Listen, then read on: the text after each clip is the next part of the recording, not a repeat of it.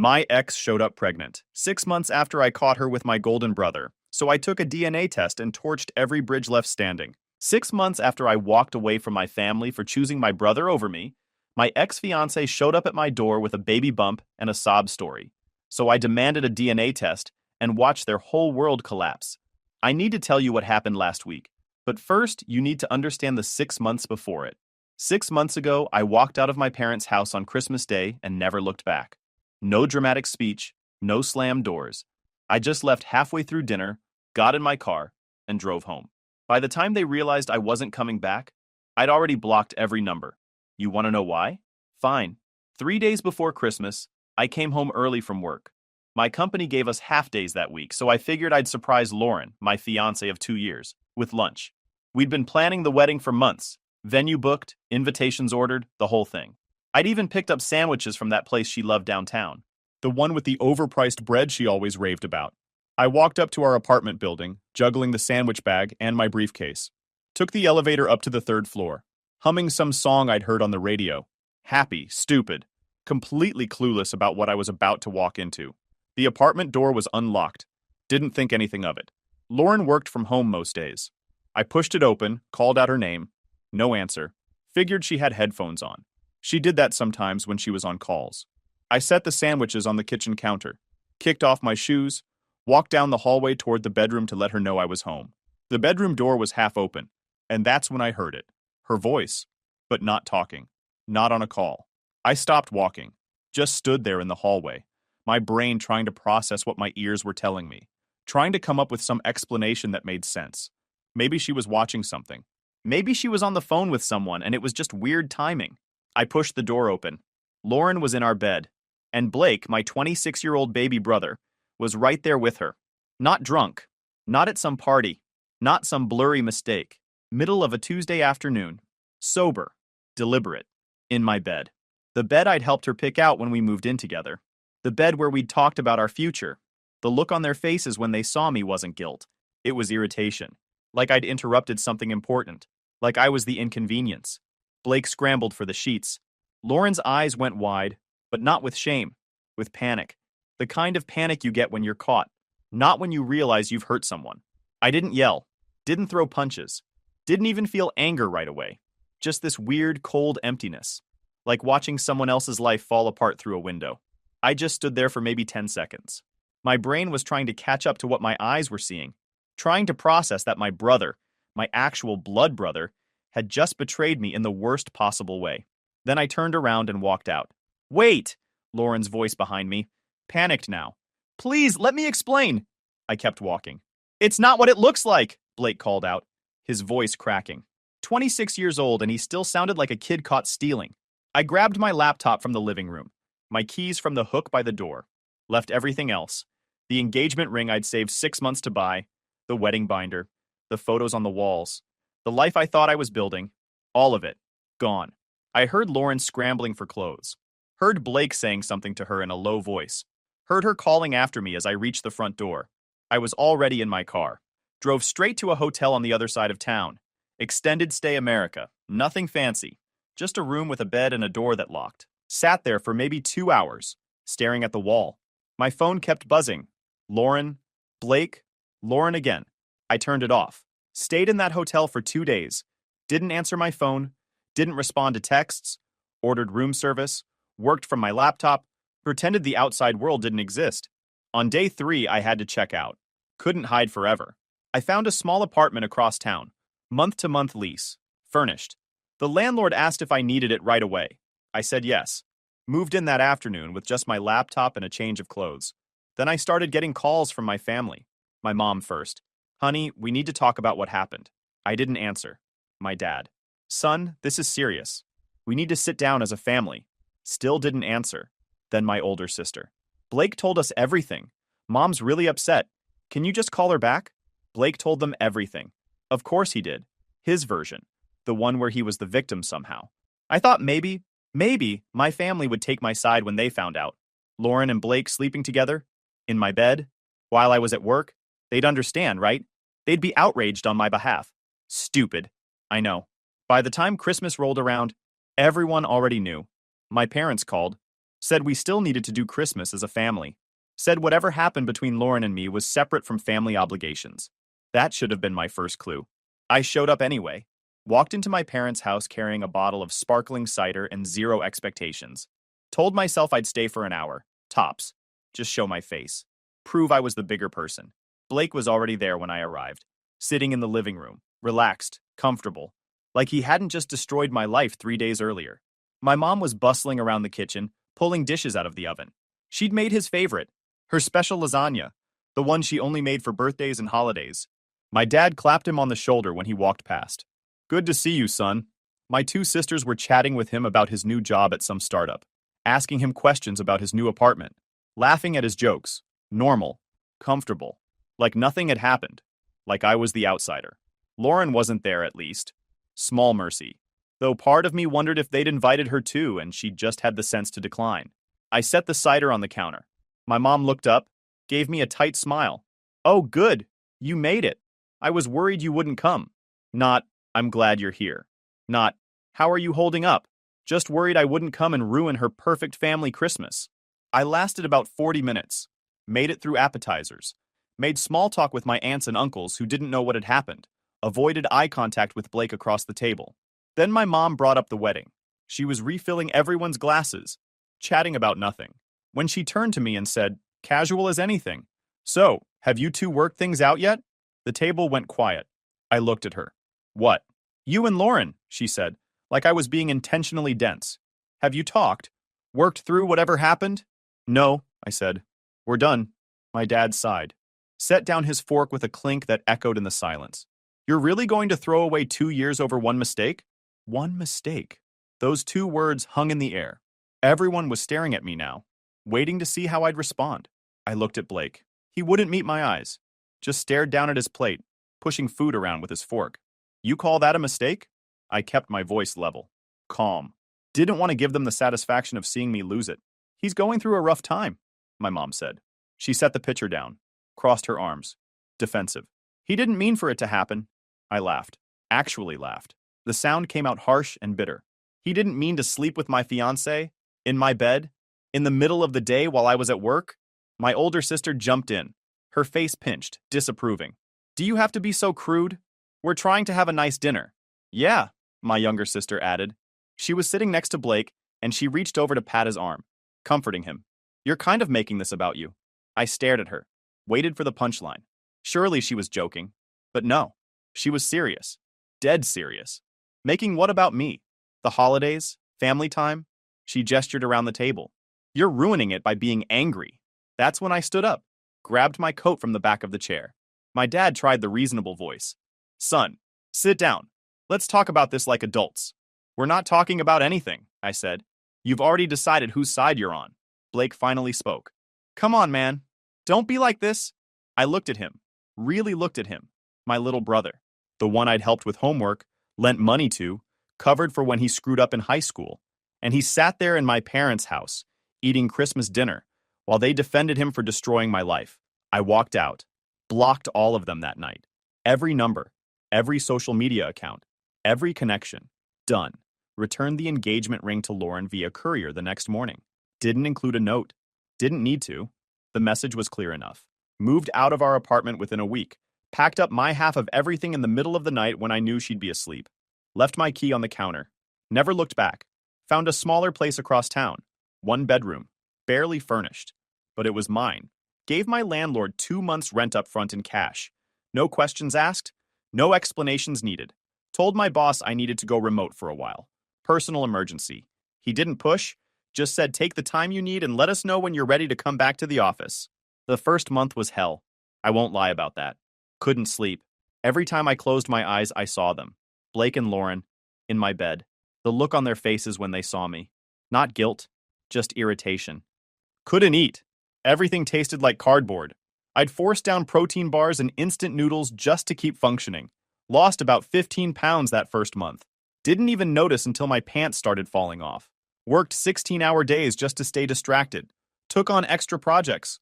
Volunteered for assignments nobody else wanted. Anything to keep my brain occupied. If I stopped working, I started thinking. And thinking led nowhere good. My coworkers noticed. Started asking if I was okay. I'd tell them I was fine. Just busy, just focused. They'd nod and back off. Good people. Knew when not to push. But somewhere around month 2, something shifted. I woke up one morning and realized I'd slept through the night. Actually slept. No nightmares. No waking up at 3 in the morning, staring at the ceiling, running through everything that went wrong. Just sleep. Started eating real food again.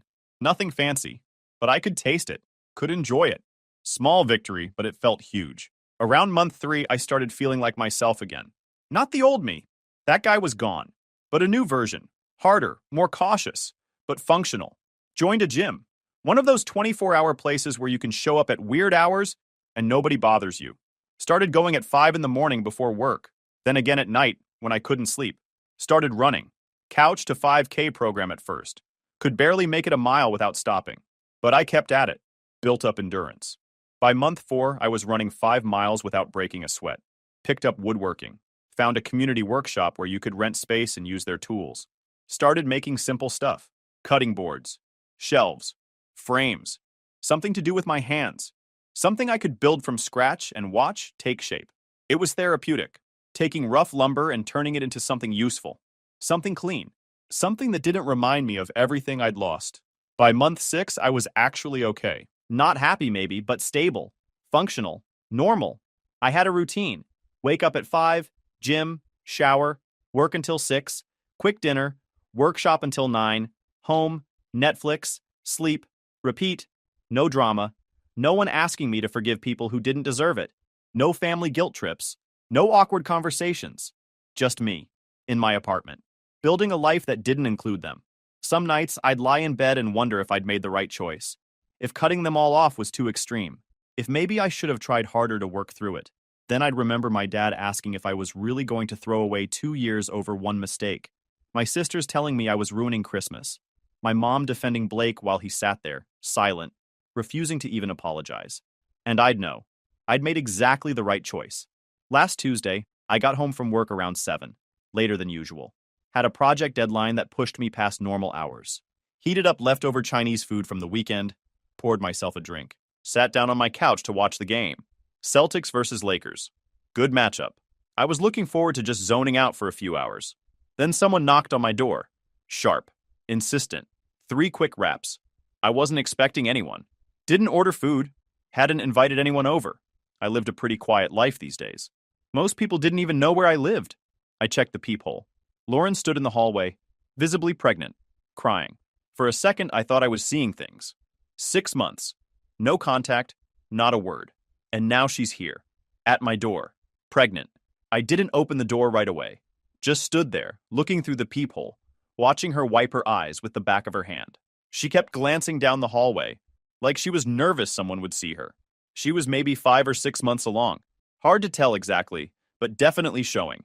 Wearing one of those flowy maternity tops. The kind designed to make pregnant women look graceful. Hair pulled back in a ponytail. No makeup running because she wasn't wearing any. Smart move. Makes the tears look more genuine. Can't smudge mascara if you're not wearing any. She knocked again. Harder this time. Please.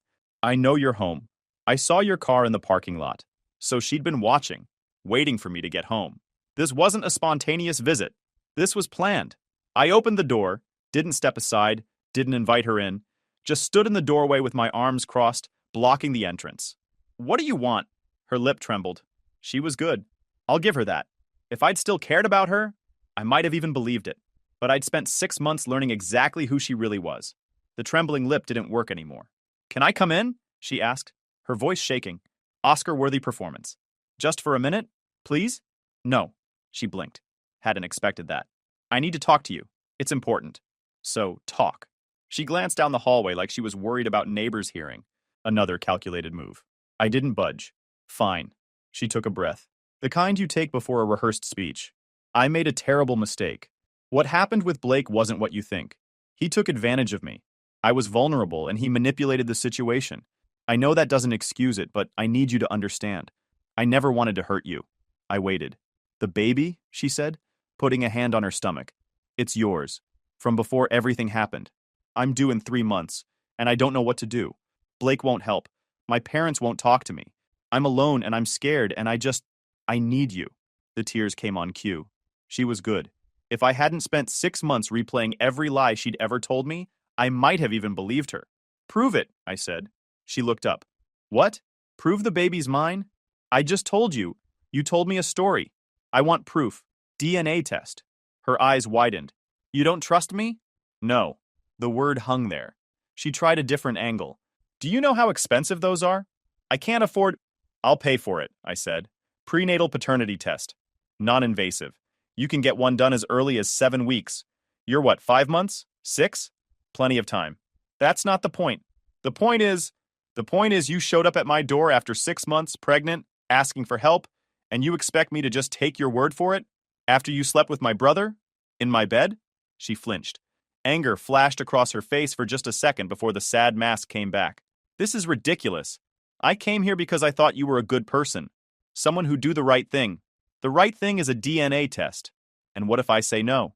Then you leave, and we never speak again. She stared at me. I could see her brain working, trying to figure out which play would work. The tears weren't landing. The victim's story wasn't landing. She switched to bargaining. Okay, fine, but can we at least talk about this inside? Like adults? No. Why are you being so cold? Because 6 months ago, you destroyed my life. You don't get warmth. You don't get understanding. You get exactly what you're asking for. A DNA test to prove paternity. That's it. She opened her mouth, closed it. I reached into my wallet and pulled out a business card I'd been carrying for 3 weeks. Yeah, I'd already researched this. Had a feeling something like this might happen eventually. This is a clinic downtown. They do prenatal paternity tests. Call them. Schedule it. Text me the date and time. I'll meet you there. Until then, don't show up here again. I held out the card. She didn't take it at first, just looked at it like it was poison. Take it or leave. She snatched it from my hand. You're going to regret this. Maybe, but I'll regret it on my terms. I closed the door, locked it, heard her stand there for maybe 30 seconds before her footsteps faded down the hallway. I went back to my couch, picked up my drink, steady pulse, normal, no panic, no doubt. If the baby was mine, I'd handle it. Child support, custody arrangement, whatever, clean, legal, professional, no relationship with her, just co-parenting and nothing else. But if it wasn't mine, and my gut said it wasn't, then this was about to get interesting. I pulled out my phone, started researching lawyers, harassment laws, documentation requirements, took screenshots of the doorbell camera footage showing her at my door, backed everything up to the cloud. Then I opened my email to file it all away. That's when I saw the new message from Lauren.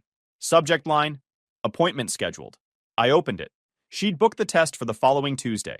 Clinic address, time, professional, clinical. But at the bottom of the email, in the header metadata, the stuff most people don't look at, there was a CC line, Blake's old email address. It had been recalled within seconds, pulled back, but my email client had cached it before the recall went through. I stared at the screen. They were coordinating this together. I didn't confront them, didn't call, didn't send a screenshot of the CC line asking what the heck they were playing at. I just watched, saved the email, saved the metadata, backed it all up in 3 different places. Then I went back to researching. Spent the rest of the night digging through old text messages. Found conversations from before the breakup. Lauren complaining about Blake. Blake asking me for money the same week I caught them. Lauren talking about the wedding timeline. I screenshot everything, organized it by date, built a timeline. By 3 in the morning, I had a folder on my desktop labeled Evidence. I wasn't sure what I'd need it for yet, but I knew I'd need it. The next week felt like the longest of my life. Not because I was anxious, because I was patient. And patience, when you're this angry, takes effort. Tuesday came. I met Lauren at the clinic. She tried to make small talk in the waiting room, asked how I'd been, if work was going well. I pulled out my phone and answered emails. The technician called us back. Professional, kind, asked standard questions about medical history. Lauren answered most of them. I just provided the DNA sample. Cheek swab. Simple. Then confirmed my contact information. Results should be ready in about a week, the technician said. We'll send them via email and mail a hard copy. Just email is fine, I said. Lauren looked at me. Don't you want the official copy? Email's official enough. As we left, she tried again. Look, I know this is awkward, but maybe we could grab coffee? Just to talk about what happens next? What happens next, I said, is we wait for results. After that, if the test says I'm the father, my lawyer will contact you about arrangements. If it doesn't, You never contact me again. Your lawyer. She looked genuinely surprised. It doesn't have to be like that. Yeah, it does. I walked to my car. Didn't look back. The week crawled. I worked. Went to the gym. Ran errands. Normal routine. But every morning I checked my email first thing. Nothing Monday, nothing Tuesday, Wednesday, Thursday, Friday, nothing. Then Saturday morning. 6:39 in the morning. My phone buzzed. Email from the clinic. Subject: paternity test results. I was still in bed. Sat up. Opened it on my phone. Read the first line. Read it again. Read it a third time, just to be absolutely sure. Probability of paternity: 0%. Not 15%. Not 5%. Not even 1%. 0. I set the phone down. Stared at the ceiling. Took a breath. Then I smiled. Not relief. Not yet. First came the vindication. That deep, satisfying feeling of being absolutely right. I knew it the moment she showed up at my door. Blake's email in the CC line confirmed it. And now I had proof. Then came the rage. Cold. Focused. They tried to trap me. Tried to manipulate me into cleaning up their mess. Lauren got pregnant. Probably Blake's, maybe someone else's. And when reality hit, they decided I should be the solution. The stable one. The one with the good job and the clean record. The one stupid enough to fall for the victim routine. They thought I'd just roll over, take responsibility for a kid that wasn't mine. Because that's what good men do, right? I got out of bed, made coffee, opened my laptop, created a new document, started typing. Not a letter, not an explanation, a plan. Column 1, who needs to know? Column 2, what they need to see. Column 3, when to send it. The list grew. My parents, both of them. The ones who defended Blake at Christmas, who told me I was overreacting, who wanted me to work it out with Lauren. My sisters. The ones who said I was making it about me, who guilt-tripped me for walking away. Blake, obviously. The family group chat, the one I'd muted 6 months ago but never left. Let them all see it at once. Jessica, Blake's girlfriend, the one he'd been dating for 8 months, the one who had no idea any of this existed. Extended family, cousins, aunts, uncles, everyone who took Blake's side or told me I was being too harsh. I opened a new PDF. Professional, clean, no emotion. Page 1. DNA test results. Names redacted except mine as alleged father. The 0% highlighted. Page 2. Timeline. Dates. Facts. December 19th. Discovered Lauren and Blake together. December 25th. Family took their side. December 26th. Cut all contact. June 18th. Lauren appeared at my door claiming pregnancy. June 25th. DNA test performed. July 1st. Results received. Page 3. Screenshots. Messages from before the betrayal. Proof of relationship. Proof they knew exactly what they were doing. Page 4. A single paragraph. 6 months ago, I cut contact with my family after discovering Blake and Lauren together in my home. Last week, Lauren appeared at my door claiming I was the father of her child. I requested a DNA test. The results are attached. This is the last time I will address this situation. Do not contact me. No accusations. No drama. Just facts. I saved the PDF, opened a new email, added every address from my list, attached the file. Subject line: for your information. My cursor hovered over the send button. 1 click. That's all it would take. 1 click and every bridge left standing burns to ash.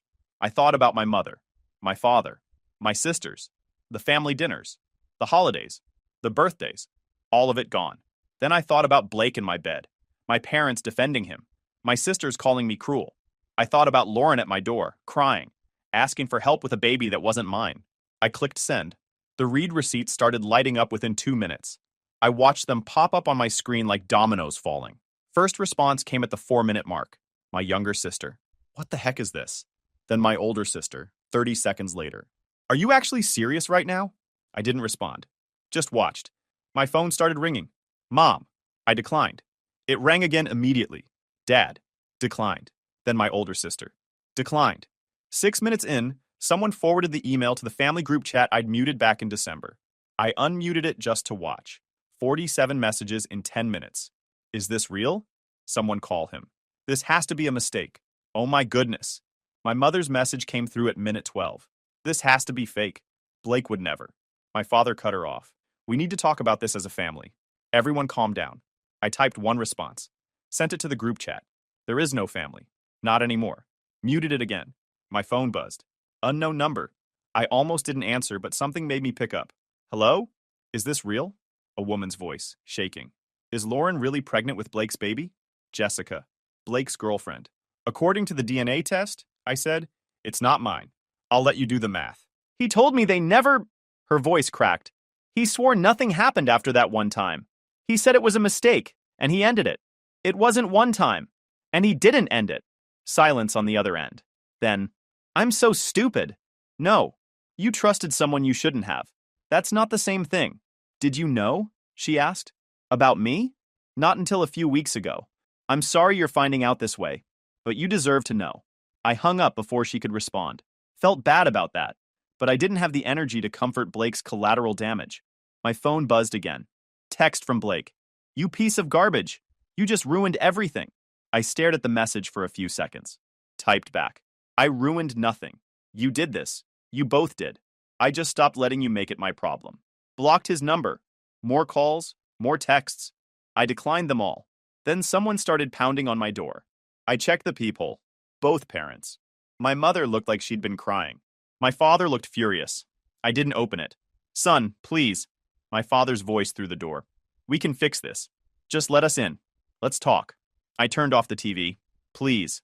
My mother now. We didn't know. If we'd known, you knew enough, I said through the door. You chose him anyway. Leave. They knocked for another 5 minutes. I ignored them. Eventually, they left. By hour 3, I had 80-plus missed calls and 150-plus texts. Cousins, aunts, uncles, people I hadn't spoken to in years suddenly had opinions. Some were supportive. Holy crap. Good for you. They had this coming. I never liked Blake anyway. You did the right thing. Most weren't. This is cruel. He's your brother. Family is supposed to forgive. You're tearing everyone apart over a mistake. I blocked every number that defended Blake, kept the supportive ones on red. Around midnight, Jessica texted me. I broke up with him. He admitted everything. Said the baby is probably his, but he wasn't ready to deal with it. So Lauren came to you. He actually said that, like you were the backup plan. I can't believe I didn't see it. I'm so sorry. For what it's worth, you did the right thing. I read it twice. Didn't respond. But I didn't block her either. I sat there in my apartment, staring at my phone, at the wreckage I just created. Felt nothing. No guilt, no regret. Just tired.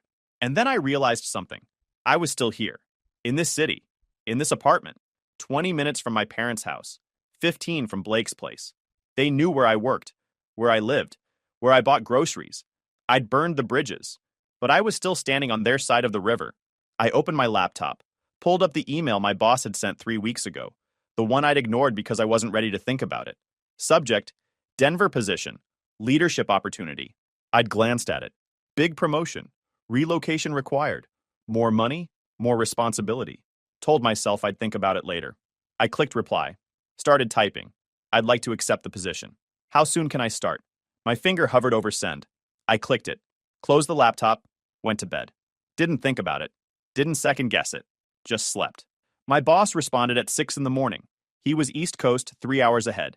We can have you out here in 2 weeks. Housing stipend starts immediately.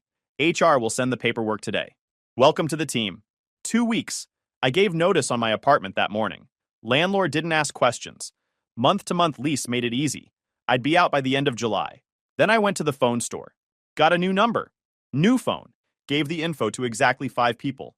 My boss, HR, my landlord, my bank, and my insurance company. That's it. Everyone else? Cut off completely. I didn't post about it, didn't announce it, just vanished. The next few days were quiet. My old phone, the one I'd stopped carrying, sat on my kitchen counter, buzzing occasionally. I checked it once a day just to see the damage. More missed calls. More voicemails I didn't listen to. More texts I didn't read. Jessica sent me 2 updates.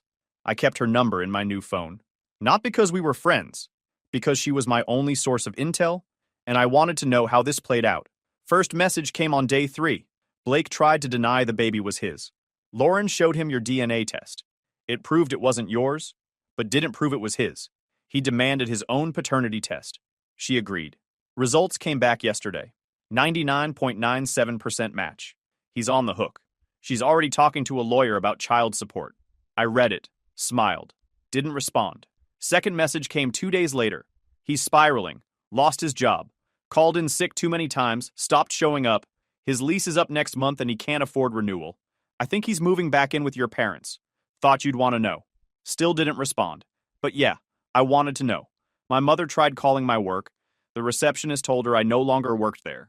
Technically true, since I'd transferred. She panicked. Tried my old email. Bounced back. She posted in the family group chat. I unmuted it one last time just to watch. Does anyone have a way to reach him? We need to apologize, please. Someone must have his new number, my older sister responded. Maybe he doesn't want to be reached. Then silence. For the first time, I think it actually hit them. I was gone. Not hiding, not cooling off. Actually gone. My younger sister found my social media. I hadn't checked it in months. She sent a message. I get why you're angry, but this is extreme. We're still family. You can't just erase us. I logged in once, read it, deactivated the account.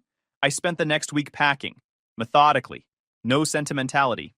Photos with family, trash, gifts from Lauren, donated to Goodwill, anything tied to my old life, furniture they'd helped me move, books they'd recommended, even a coffee maker my mom bought me, gone. Sold on Marketplace or left on the curb. I kept 2 suitcases of clothes, 1 box of essentials, documents, laptop, a few tools. Everything else disappeared. The apartment looked empty by day 10. Just the basics. Mattress on the floor, couple of dishes, TV on a folding table. I'd already sold my couch, my bed frame, my table. Everything was going to the new place or nowhere at all. Last night in the apartment, I ordered Chinese takeout. Ate straight from the container, sitting on the floor, watching the basketball game on my laptop. No music, no nostalgia, just me and the echo. I felt lighter. Not happy, not yet, but lighter. Like I'd been carrying weight I didn't realize was there. And now it was gone. Slept hard that night. No dreams. Moving day? Saturday morning. I loaded my car, 2 suitcases, 1 box, my laptop bag. Everything I owned fit in a sedan. Took one last look at the apartment. Empty walls, clean floors, like I'd never been there. I locked the door, dropped the keys in the landlord's mailbox, got in my car, started the engine. My phone buzzed.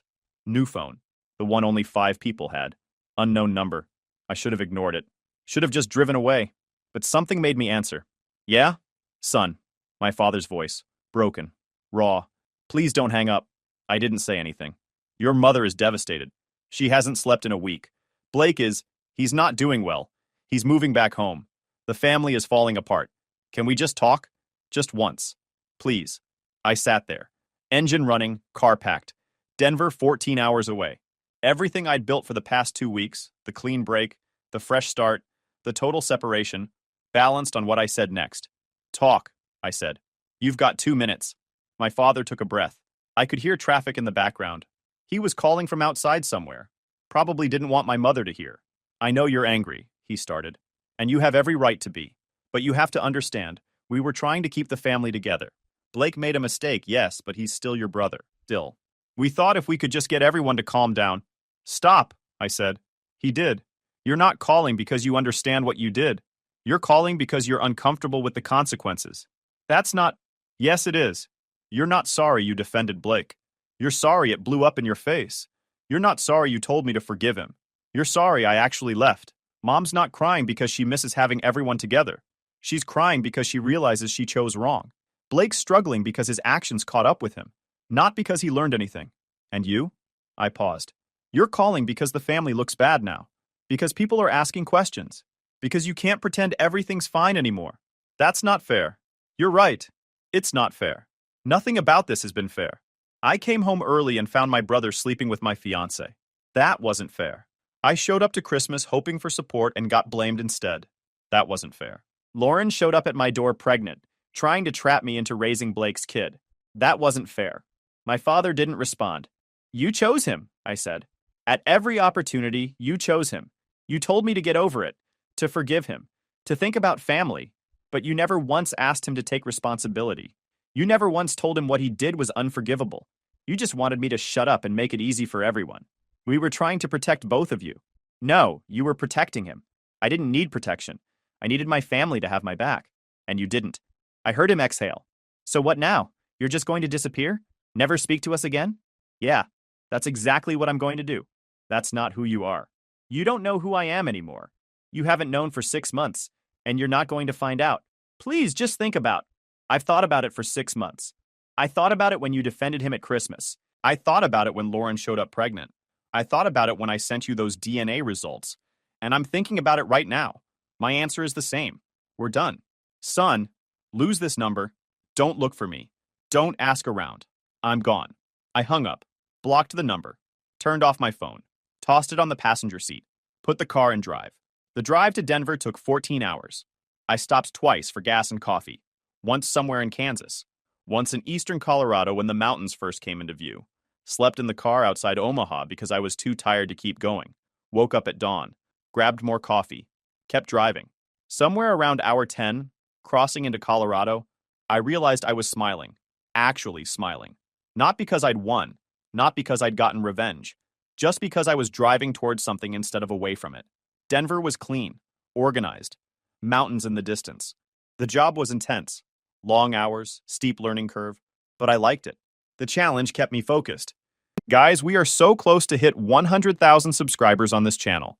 If you are not subscribed to the channel, please consider subscribing. It really helps hit that 100,000 mark. Thanks for making this dream come true. My ex wanted a father figure, so she slept with my best friend and got pregnant. I made sure they both understood what happens when the good man finally snapped. All right, Reddit. This happened back in 2022 and changed everything about who I am. People in my town still whisper about it when they think I can't hear. Some think I went too far. Others think I didn't go far enough. My attorney said it was the most ruthless divorce he'd seen in 30 years of practice. Here's what actually went down. I'm Jake, 45 years old when this started. Lived my entire adult life in Ashford, Texas. Population barely breaks 1,000 on a good day. The kind of small town where everyone knows your truck before they know your face.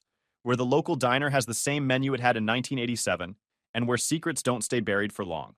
I drove a 2019 Ford F-150 XLT in magnetic gray. Kept that thing cleaner than most people keep their kitchens. Every Saturday morning without fail, I'd wash and wax it in the driveway. Had the extended cab, the 5.0-liter V8 tow package for when I needed to haul equipment. Bought it used with 30,000 miles for 28 grand. Paid it off in 3 years because I don't believe in carrying debt longer than necessary. Owned my house outright too. 3-bedroom ranch style on 2 acres at the south end of town, right where the paved roads give way to gravel. Bought it for $95,000 back in 2004 when the market was reasonable. Put another $20,000 into it over the years. New roof in 2015. Updated the electrical panel myself in 2018. Refinished the hardwood floors in 2020 during lockdown because I had the time and the skill. Workshop sat out back. 30 by 40 pole barn I built with my father-in-law Robert back in 2010. Insulated it properly. Ran dedicated electrical lines. Installed LED lighting on the ceiling. That's where I spent most of my free time restoring old motorcycles. A 1998 Harley Sportster 1200 sat on blocks out there, waiting for me to finish rewiring the electrical system. Found it on Craigslist for $1,500. Guy didn't know what he had. Motor was solid. Frame was clean. Just needed someone who knew what they were doing to bring it back to life. Been married to Laura for 22 years when this all started. High school sweethearts. The whole small-town romance story people make movies about. Met her sophomore year when she transferred from another district. She was in my English class. Quiet girl who sat in the back and sketched during lectures. I asked to borrow a pencil one day just to have an excuse to talk to her. Took her to prom junior year. Proposed senior year on graduation night. Got married that summer at the First Baptist Church, with maybe 70 people in attendance. Her parents weren't thrilled about us getting married so young, but they came around. My folks loved her from day one. Laura taught art at Ashford Elementary. Started there right out of college and stayed for 18 years. The kids adored her. She had that patient, encouraging way about her that made even the most reluctant student want to try. Her classroom always smelled like tempera paint and construction paper. Walls covered in student artwork. She'd stay late every Tuesday and Thursday to run the after-school art club. Our daughter Claire was 17, senior year of high school. Played violin like she'd been born with the instrument in her hands. First chair in the school orchestra since freshman year. Won regional competitions 3 years running. Had colleges looking at her for music scholarships, but she'd already committed to this summer intensive program in Austin. 5 weeks of professional instruction, master classes, performance opportunities. Cost $4,200, but I paid it without hesitation. Kid had real talent, the kind that outgrew what our small-town school could offer. Life was comfortable in that steady, predictable way. Not exciting, not dramatic, just solid. The kind of life where you know what Tuesday looks like a month from now. I'd wake up at 5:30 every morning, make coffee in the 12-cup Mr. Coffee machine we'd had since 2008, drink 2 cups black while reading the news on my phone. Laura would come down around 6:15, already dressed for school. She'd pour herself coffee with cream and sugar, sit across from me at the kitchen table. We didn't need to talk much in the mornings, just comfortable silence broken by the occasional comment about the weather or plans for dinner. She'd leave for school at 7. I'd finish my coffee, check my schedule for the day, load my tools into the truck. My work kept me busy and local. Fixed wiring, installed ceiling fans, replaced circuit breakers, troubleshot electrical issues. Had my electrician's license since 2003. Built up a solid client base over the years. People trusted me because I showed up when I said I would. Did the job right the first time. Charged fair prices. Mrs. Jenkins down on Maple Street had my number on speed dial.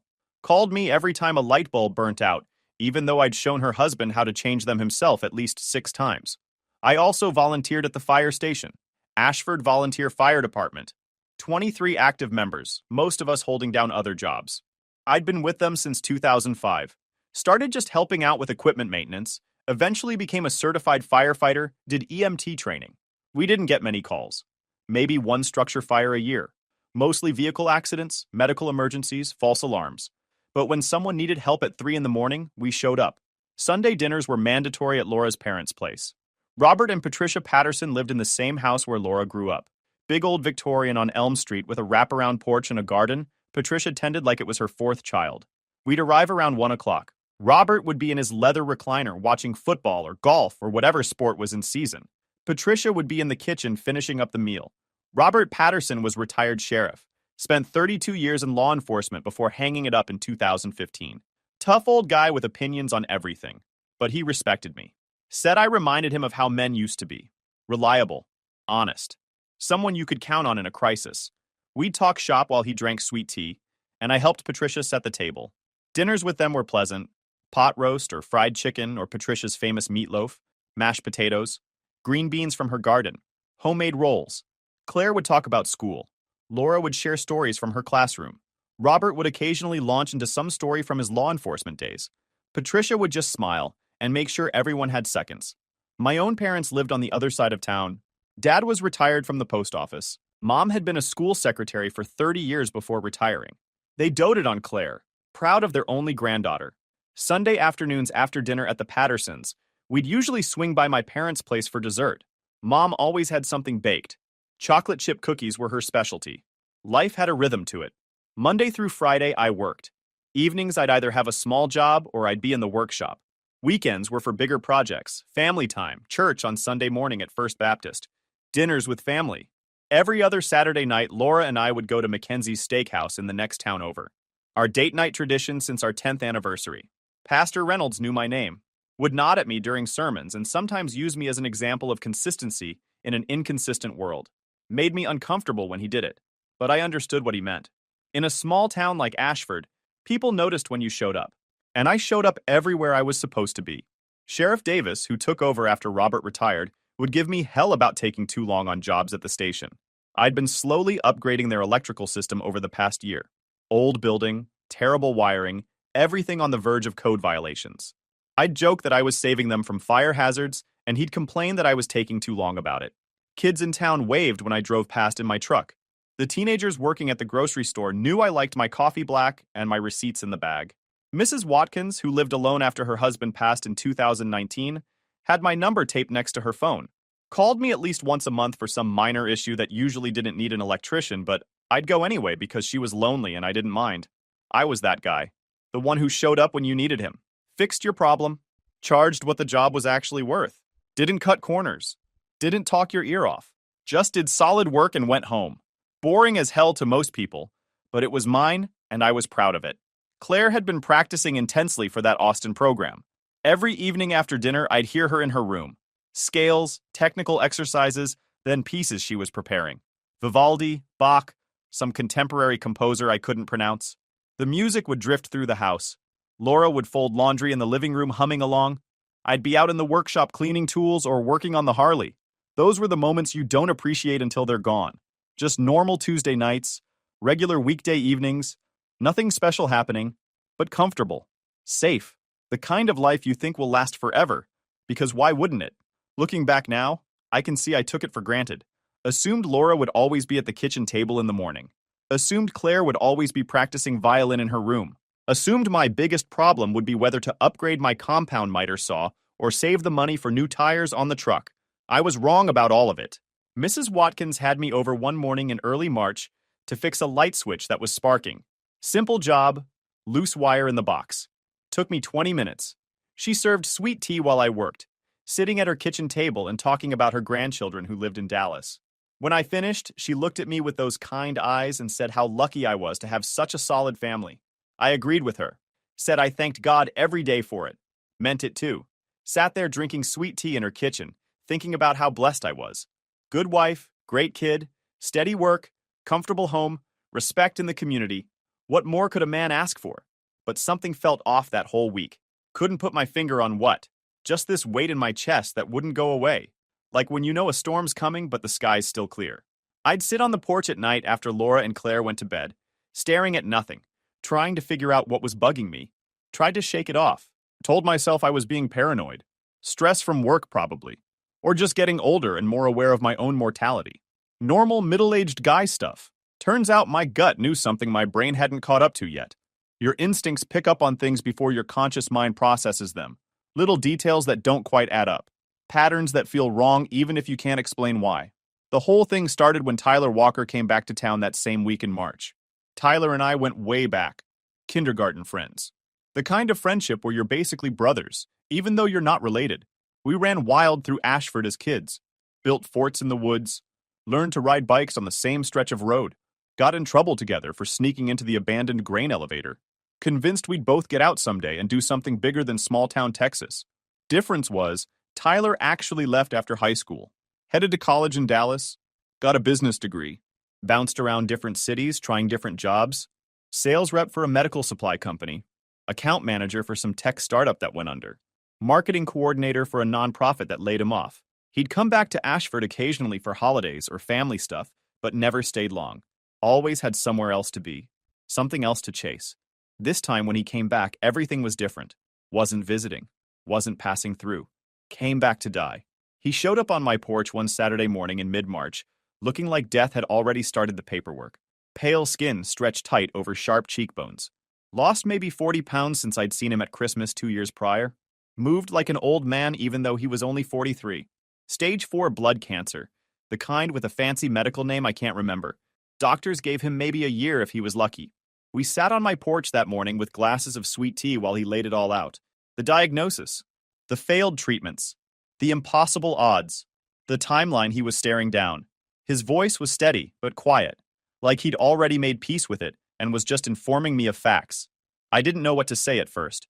Just sat there watching the wind move through the grass across the road while trying to process that my best friend since elementary school was dying. Your brain doesn't want to accept information like that. Keeps trying to find angles where it's not true, where the doctors made a mistake, where there's some treatment they haven't tried yet. Finally told him he should have said something sooner. He laughed. That same laugh I'd heard 10,000 times growing up. Said he didn't want to ruin the surprise. Asked him where he was staying. He'd rented old Mrs. Cooper's place on the west side of town. 2-bedroom house that had been sitting empty since she moved to a nursing home. Landlord was happy to have someone in there even short term. Tyler didn't have much. 1 suitcase of clothes. Laptop. Stack of medical paperwork that would have overwhelmed anyone. I made a decision right there. Told Tyler I'd help however I could. Drives to appointments, errands, whatever he needed. He tried to wave it off. Said he didn't want to be a burden. I shut that down immediately. 23 years of friendship don't disappear because life got hard. From that day on, helping Tyler became part of my routine. Took him to his oncology appointments at the medical center in Waco. 2 hours each way. Sat in waiting rooms for hours while they pumped poison into his veins, trying to slow down the cancer that was eating him alive. Picked up his prescriptions from the pharmacy, helped him figure out his insurance paperwork because the system is designed to confuse dying people, cleaned his rental house when the nausea got too bad for him to care. When I couldn't be there because I had work, Laura stepped in.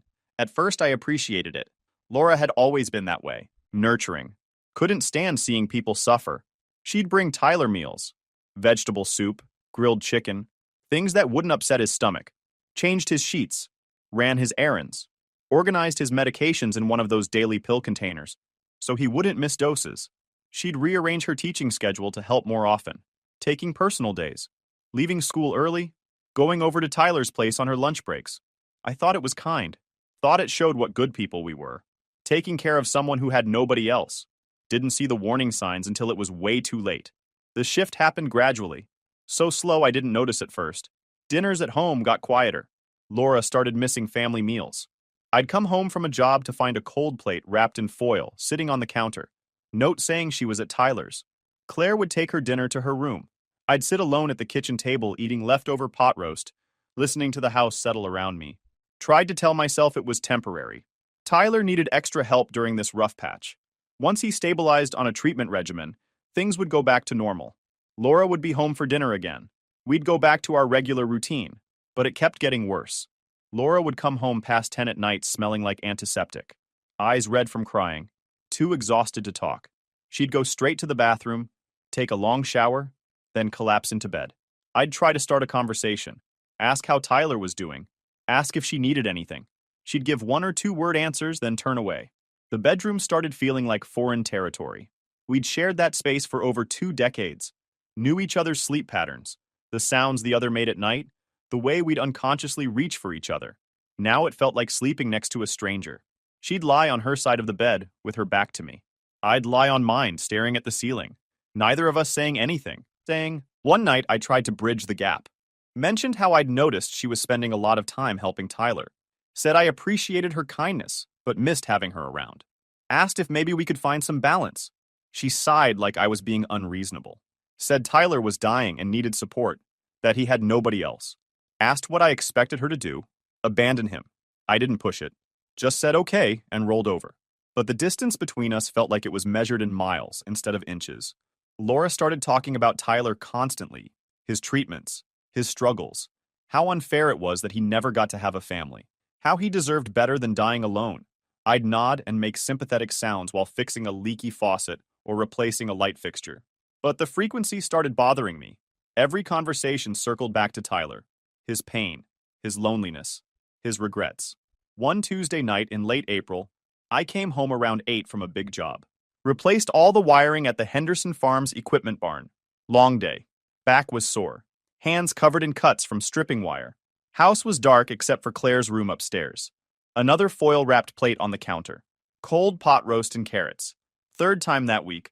I served myself. Sat down at the kitchen table. Barely took 2 bites before Laura came in. Keys in hand, purse over her shoulder.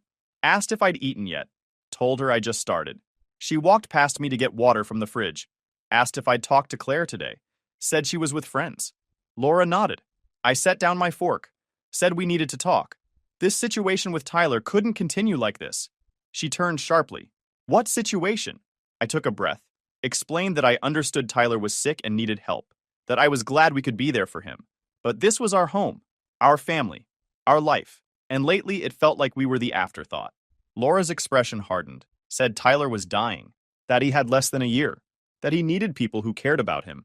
Asked her what that made us. If we didn't matter as much as he did. She grabbed her keys. Said she wasn't having this conversation right now. Headed for the door. I raised my voice for the first time in months. Said she was choosing him over her own family. She stopped in the doorway. Didn't turn around. Just stood there for a few seconds. Then walked out. Drove straight back to Tyler's place.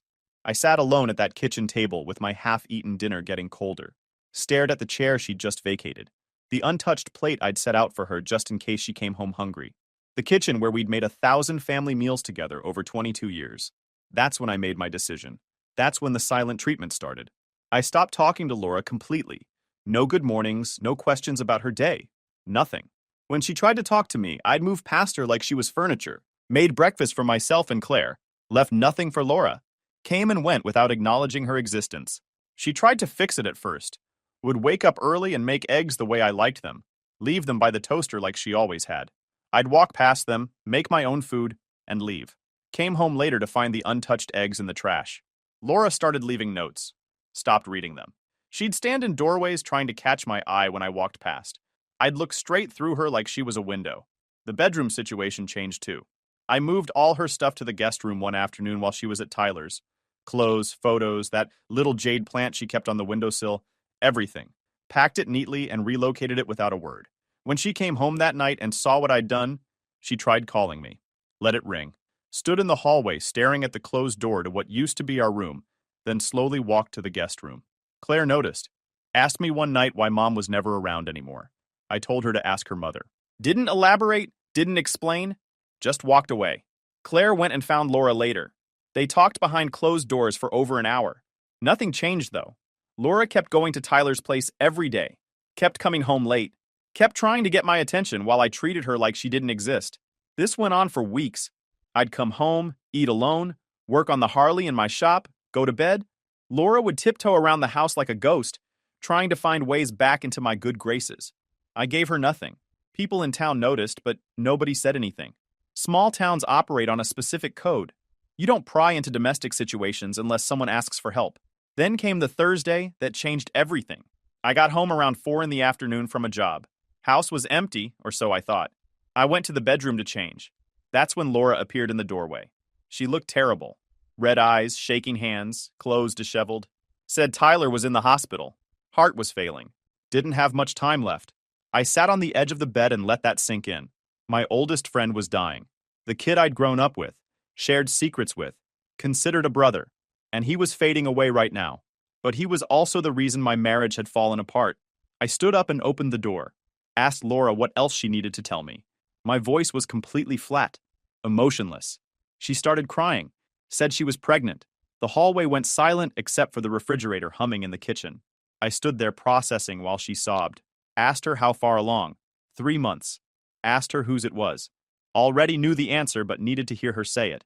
She broke down completely. Said it was Tyler's. I stood there for maybe 10 seconds. Then I told her we needed to get a paternity test. Said I didn't trust her anymore. That's when her knees gave out. She collapsed in the hallway, hit the hardwood floor hard, just folded up and went down. I didn't move, didn't try to catch her, didn't kneel down to check if she was okay. Just stood there watching her crumpled on the floor. She was out for maybe 5 minutes. When she came to, she was still lying on the floor. Looked up at me sitting in the bedroom chair.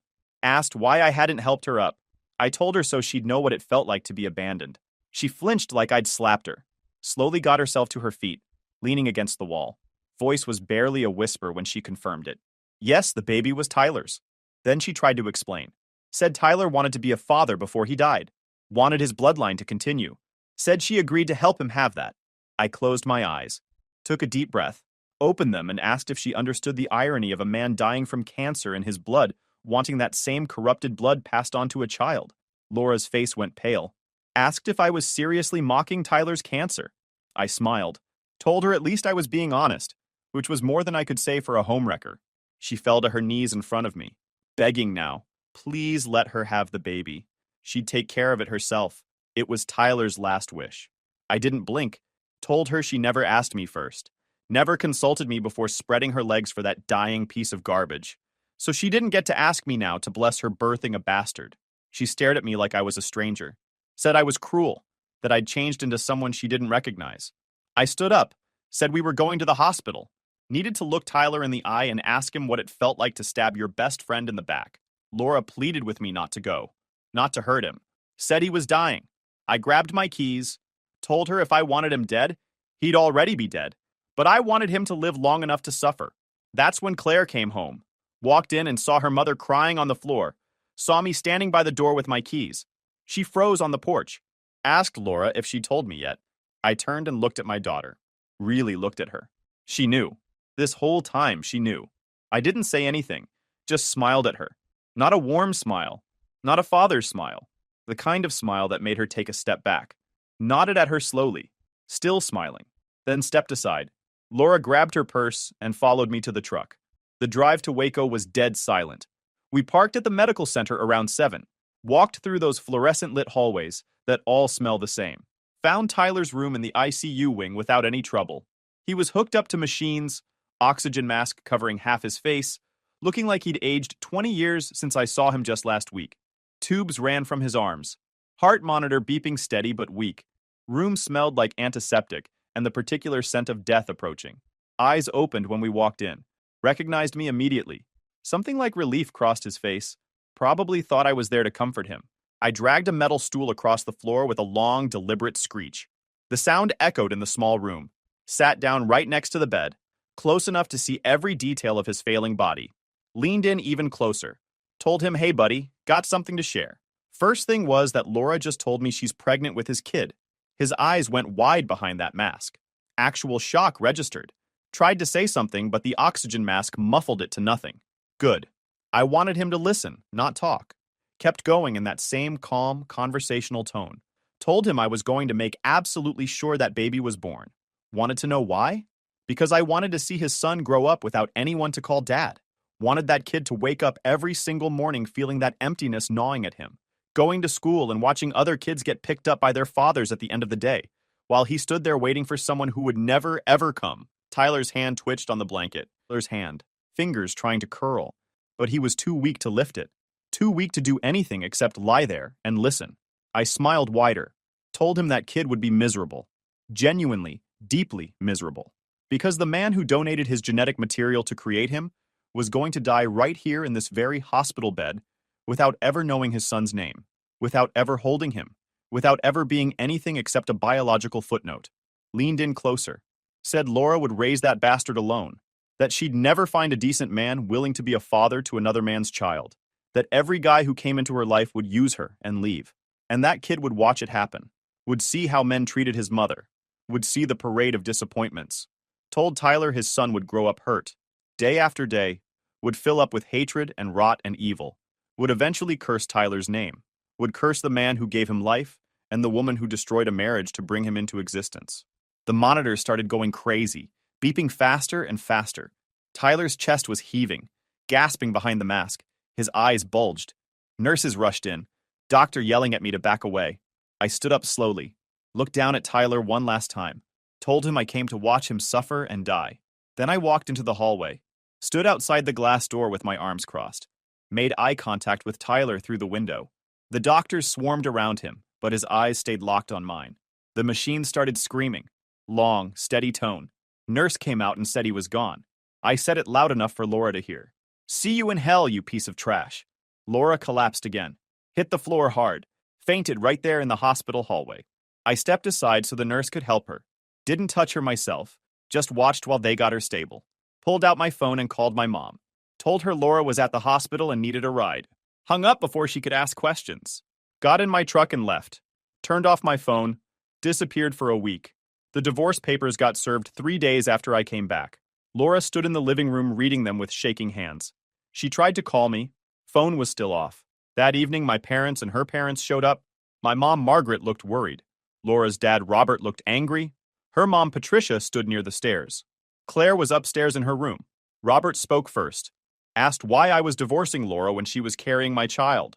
I set down my glass and turned to Laura. Told her to explain to everyone why I served those papers. She couldn't speak, just stood there crying. I said it clearly. Laura slept with Tyler Walker and got pregnant with his baby. So no, her situation wasn't my concern. The room went silent. You could have heard a pin drop. Turned to my mom. Told her Laura betrayed everything we built. That I prayed every day for her to suffer. Wanted to see her raise that bastard alone.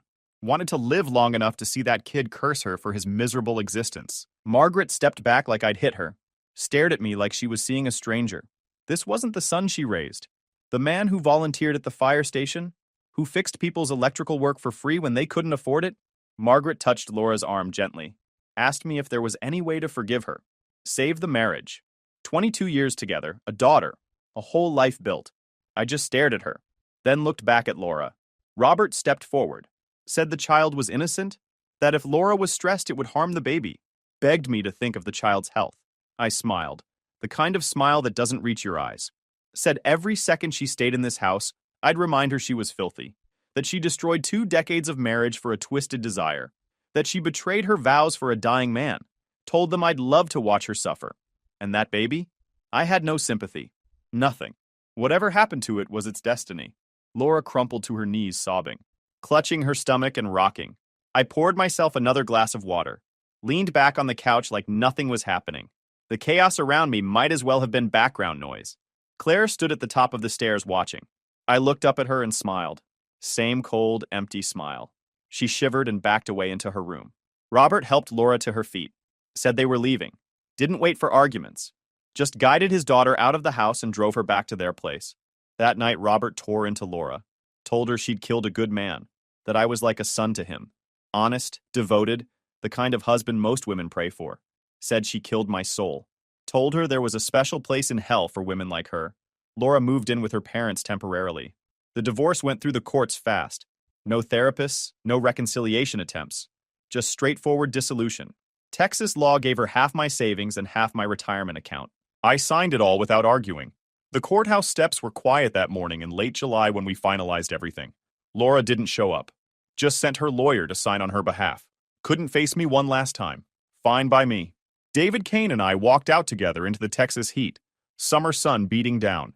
Temperature already pushing 95 at 10 in the morning. Crossed the street to a small park bench under a dying oak tree. Sat down without saying much at first. Just two men processing the end of something. The leaves overhead rustled dryly in the wind, crispy from lack of rain. Drought had Texas in a chokehold that summer. David broke the silence first, asked if I was doing okay. I shrugged, said I was doing exactly as okay as expected, told him thanks for handling everything so efficiently. The man was worth every cent of that $15,000 retainer. He laughed, said there was plenty more work where that came from. Plenty of husbands getting screwed over by wives who didn't appreciate what they had. Business was booming in the divorce sector. We sat there another few minutes. Then both stood up. David offered his hand. Firm handshake. Professional. Told me to take care of myself. I said I would. He started walking toward his car. Black Mercedes S-Class parked in the shade. Then stopped about 20 feet away. Turned back around. Called out, asked if he could cash in a favor eventually. I smiled faintly. Told him sure. I'd be around. He nodded once, then got in his car and drove away. Watched those taillights disappear down Main Street until he turned the corner. Stood there alone for another minute, then walked to my truck and drove home to that empty house. 6 months went by. Spring turned to summer. House was quiet. I didn't take on new jobs. Didn't go to the fire station. Just existed. Then Margaret called one evening. Said Laura gave birth. A boy. Baby was in the NICU. I didn't respond. She said the delivery was hard. Laura wasn't doing well. Still nothing from me. Margaret started to say something else. I hung up. 2 days later, the doctors told Laura the baby had a genetic heart defect. His heart was too weak. Laura just nodded and stared at the ceiling. 5 days after birth, the monitors flatlined. Baby died without making a sound. Laura's vitals started dropping within hours. Doctors recognized the signs. Broken heart syndrome. Stress-induced cardiomyopathy. She died 7 days after her son. Died alone in a hospital bed, without ever hearing from me again. Claire took it hard. The hatred she'd been carrying wasn't directed at the world or at her mother. It was all aimed at me. She remembered her 18th birthday 3 months earlier. That night, I'd thrown her a party. Decorated the whole house myself. Balloons, streamers, cake, music. Invited both sets of grandparents. Even invited Laura, which gave everyone hope. During the cake cutting, Claire made a wish. Said she wished our family could be together again. I'd poured myself some water and sat at the head of the table. Told her welcome to adulthood. Said it's not as sweet as cake. That wishes mean nothing in the real world. Told her the world only responds to actions. Good deeds get good results. Bad choices get bad consequences. Then I'd looked at Laura. Said very clearly that we were done. Over. No fixing it. No going back. The family she remembered died the moment Laura spread her legs for Tyler. Turned to Claire and told her to pack her bags. Get out of my house. She'd frozen. Asked what I was talking about. I stepped closer. Said she knew what her mother did. Knew about the affair. Said nothing. That made her an accomplice. Told her the college fund was gone. Liquidated. Money transferred to her account. Good luck finding a job and an apartment. Welcome to adulthood. Margaret had slapped me across the face. Called me heartless. A monster.